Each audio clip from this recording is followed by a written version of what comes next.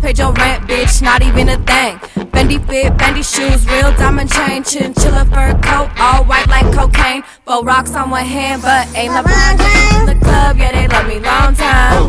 VIP shit, never wait in line. Ladies and gentlemen, this is Jordan Kurtz with the comments from the Peanut Gallery podcast. We have a special guest here in the building today, Miss Jazzy J, Jasmine Montoya. How you doing, Jasmine? I'm good. Couldn't be better. Thank you very much for taking the time. So, you've got some big news coming up. I sure do. What do you got going? So I actually fight. I make my MMA debut on May 1st over in Wyoming with Sparta. So it's been a long time coming, but I'm so excited.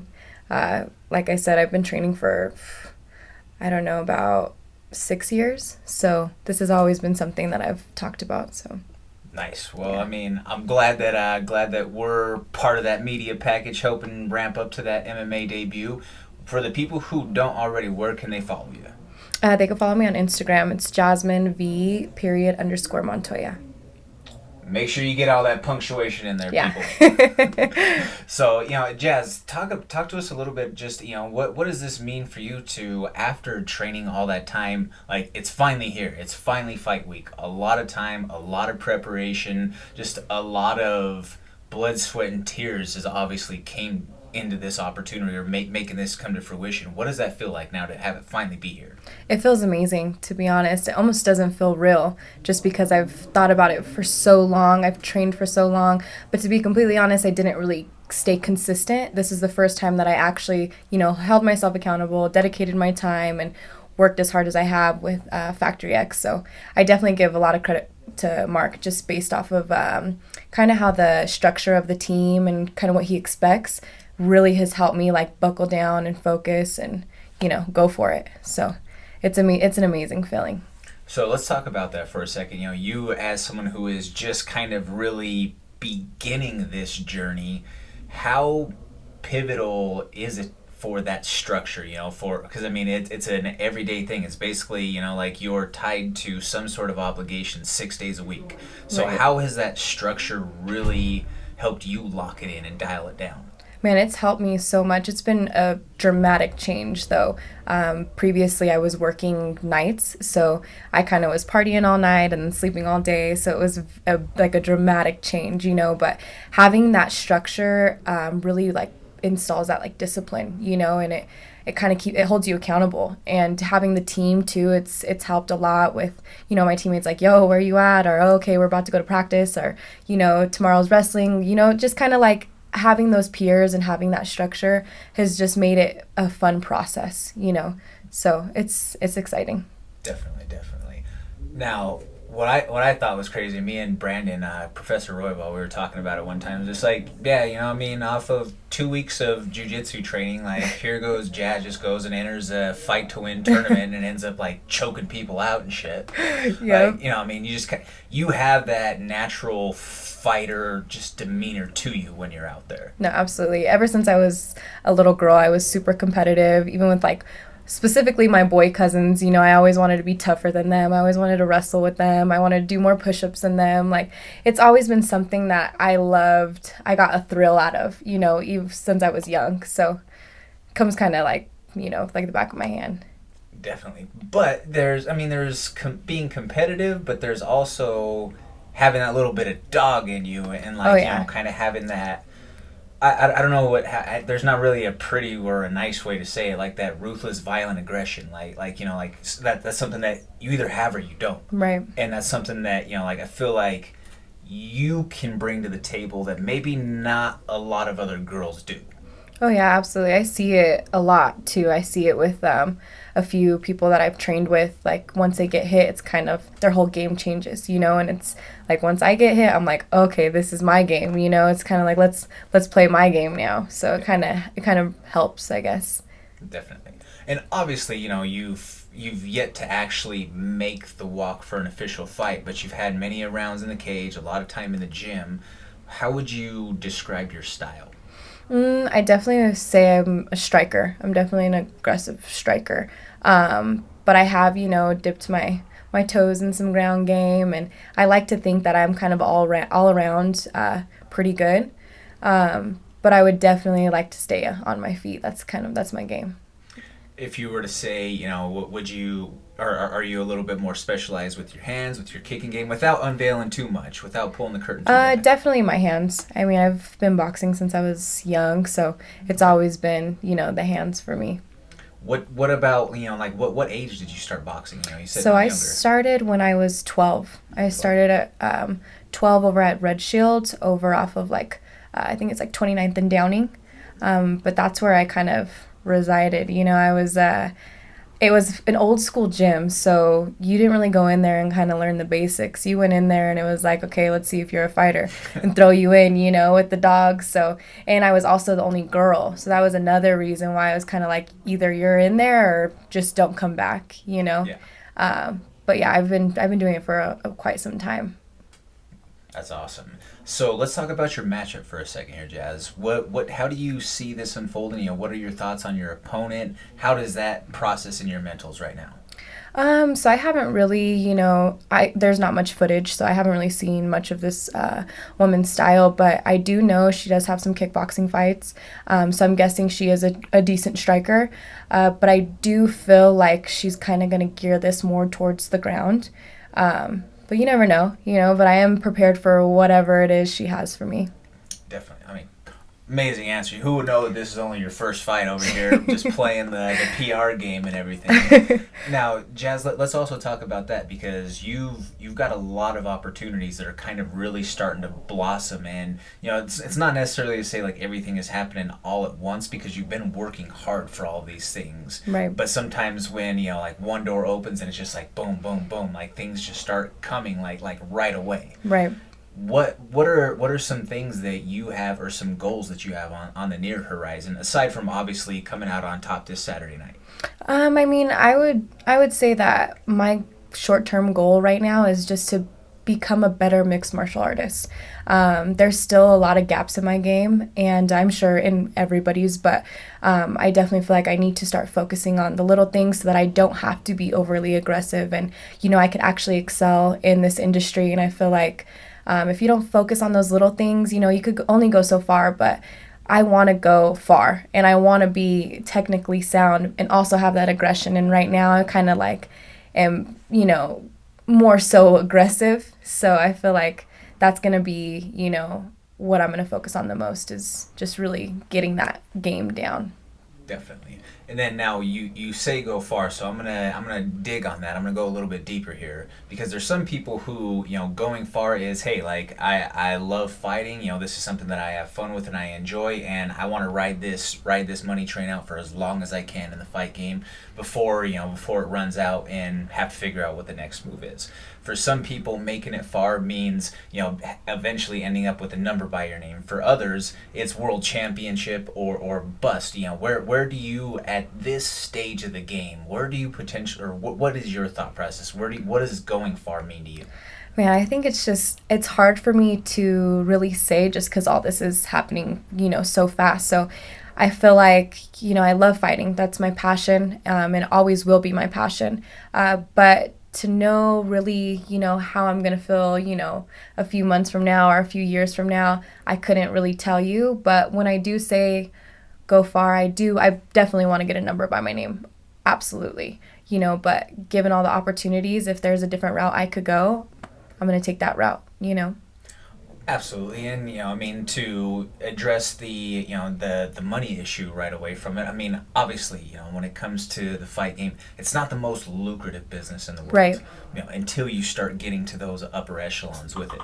But there are some people who figure out ways to monetize themselves in so many other ways, or fighting kind of creates the platform that blossoms everything else. Right. And you're very smart, well-spoken, and just a hard-working, passionate individual. So those marketing opportunities are going to come up. Those Right. affiliate deals, those big endorsements.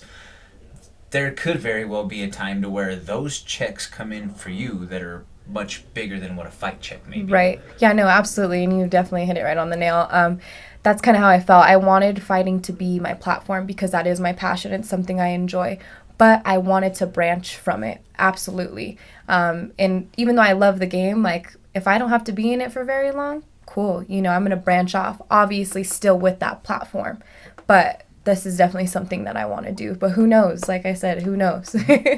So, I mean, we've seen some fighters kind of, give a blueprint with that already, and I don't want the names or maybe their lack of success in the UFC to kind of draw off of it, because I think from a business standpoint, they're some of the best out there, like your Paiges and your Right. your Rachels, Misha to a large extent, some that have used their image and likeness to really kind of like, okay, well, I know that I don't have to fight, and I can go and make 50 grand for one day of a photo shoot with this designer brand, or Right. do one solo campaign. But I was maybe gonna, my fight contract was 12 and 12. Right. So if I didn't come out on top, I only got half of my money, Right. and I took a loss and potentially got my ass whooped in the process. Where do I weigh the balance here? Exactly. So yeah, I think you have the right thought process of, it is the passion, it is something that's going to create these opportunities. But people like Jazz is very talented. So when I say that she's gonna climb fast, I'm not bullshitting you, and I haven't done that with anybody yet. So why would I start now? But so what do you see when you get locked in? Like has the nerves really started to hit you this week? Oh, absolutely. I mean, nerves have hit me like when I first started on the team with the cage rounds. Before I couldn't even really hit mitts as well in the cage, just because it was a different feeling than being on the open mat. So I've already kind of made friends with the nerves. And that's kind of, again, how Mark has it structured, to where we are doing these cage rounds. We're making our walks. We're already going through all, the steps to our fight.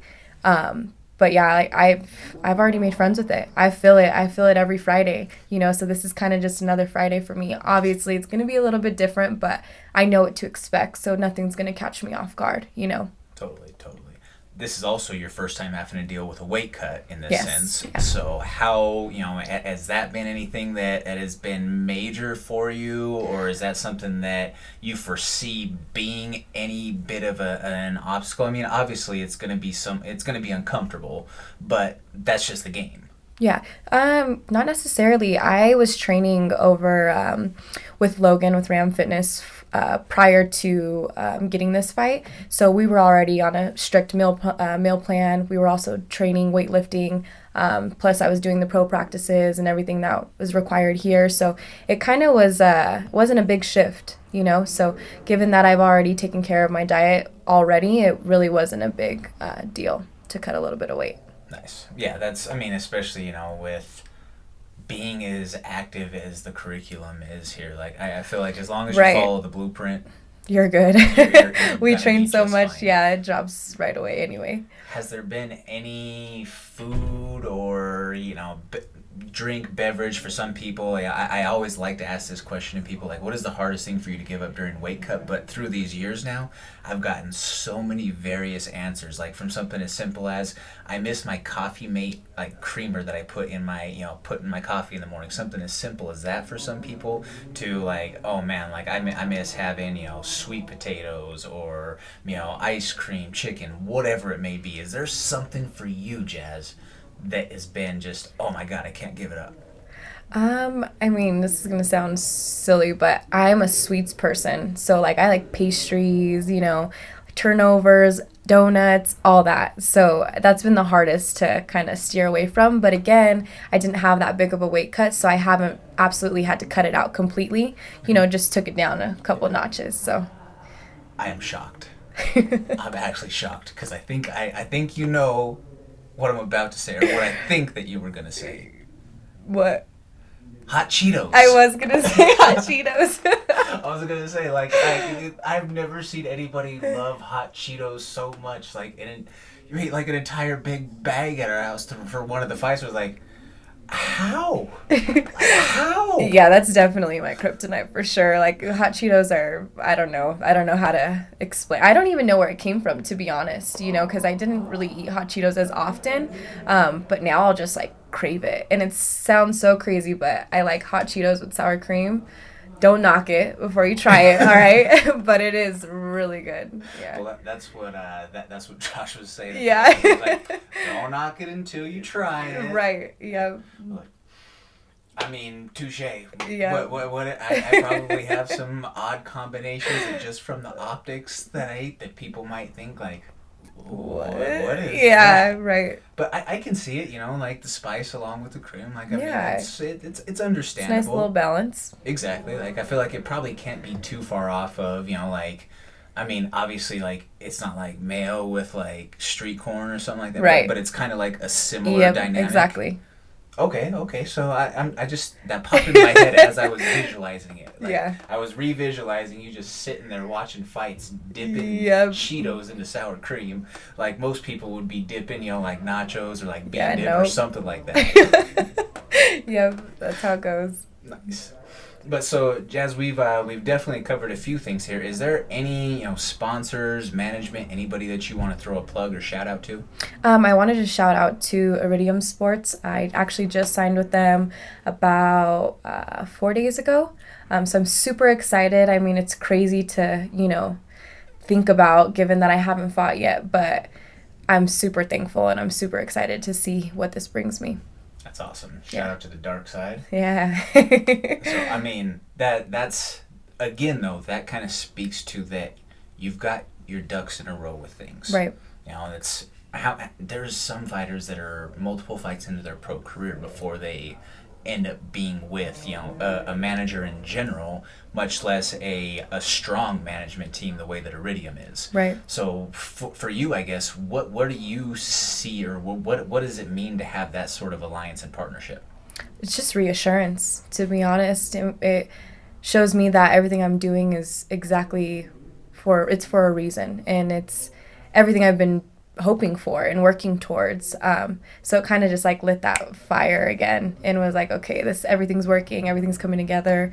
Let's put my all into it. Absolutely. So Jazz, one last time, where can people follow you? Instagram, and it's Jasmine _Montoya.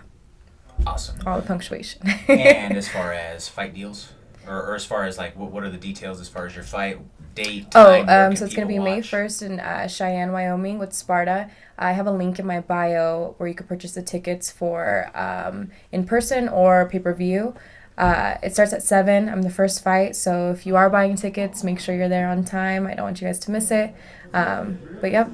You have a promo code? Montoya. Let's make your promo code. Gotta get you paid. Yeah, thank you. So this is the Comments from the Peanut Gallery podcast. I'm your host, Jordan Kurtz. You can catch me each and every week on Mile High Sports Radio as well. If you're in the Denver metro area, that is 98.1 FM, or worldwide at www.milehighsports.com. I sit alongside each and every week with the voice of the Legacy Fighting Alliance, Ron Kruk. This week we have an incredible show lined up. We have the Hanyak Dustin Jacoby as well as Dominic Reyes. So make sure that y'all tune in and check us out. And make sure that you tune in this Saturday and watch Jazz make her debut. This is the Comments from the Peanut Gallery podcast, and we will see you next time. We just paid your rent, bitch, not even a thing. Fendi fit, Fendi shoes, real diamond chain, chinchilla fur coat, all white like cocaine. 4 rocks on one hand, but ain't LeBron James in the club, yeah, they love me long time.